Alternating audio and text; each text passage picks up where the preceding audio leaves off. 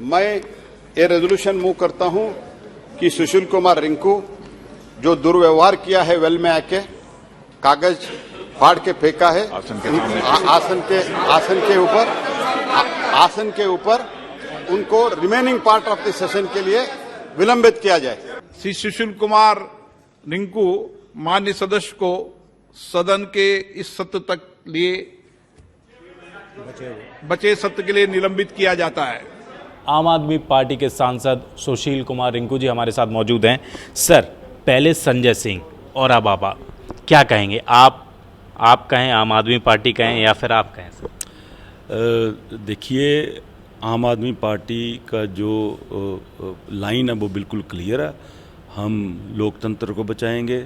संघीय ढांचे की जो भारतीय जनता पार्टी की सरकार उसको तहस नहस करना चाहती है, उसकी शुरुआत उन्होंने दिल्ली से की है। सो हम इसका पूरा डट के विरोध करेंगे, क्योंकि हमारे पंजाबी में एक कहावत है कि अगर आपके पड़ोसी के घर में आग लगी हो और आपको नींद आ रही हो तो समझो कि अगली बारी आपकी है।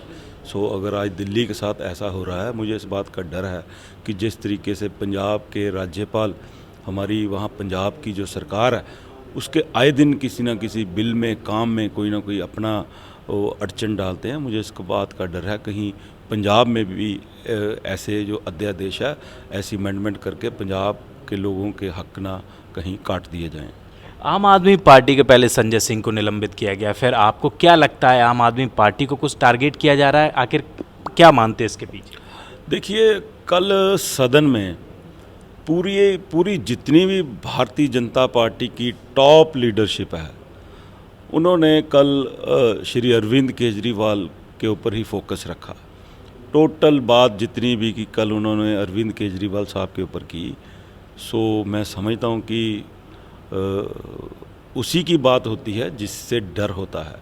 जिस तरीके से आम आदमी पार्टी के कदम बढ़ रहे हैं पूरे देश में, जिस तरीके से आम आदमी पार्टी का वोट बैंक कायम हो रहा है पूरे देश में, कहीं ना कहीं भारतीय जनता पार्टी और उनकी जो लीडरशिप है, कहीं ना कहीं श्री अरविंद केजरीवाल साहब को अपना अगला प्रतिद्वंदी मान चुकी है।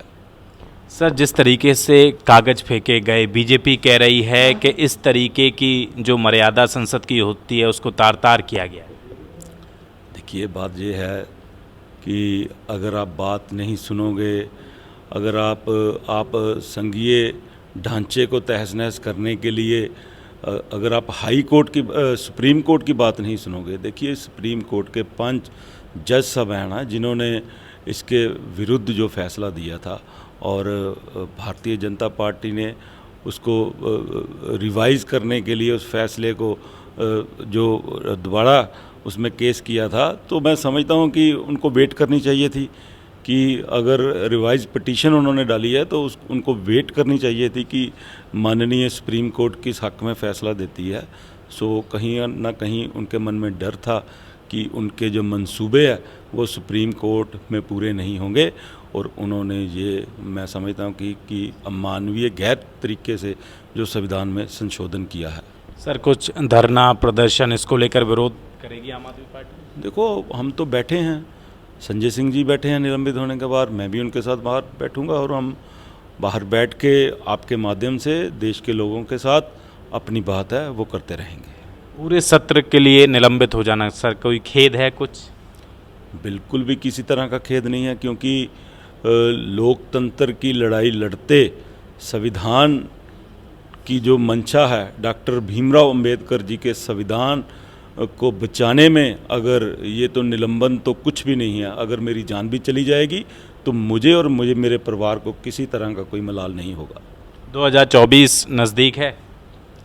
2024 तो आई खड़ी है जी, और जो ये देश में जो दंगे करवाए जा रहे हैं, चाहे वो मणिपुर में है, हरियाणा में है, ये सारे प्री प्लान्ड दंगे हैं, और भारतीय जनता पार्टी के डीएनए में है कि जहाँ जहाँ भी इनको गड़बड़ लगती है वहाँ जो फिर ऐसे दंगे जरूर करवाते हैं।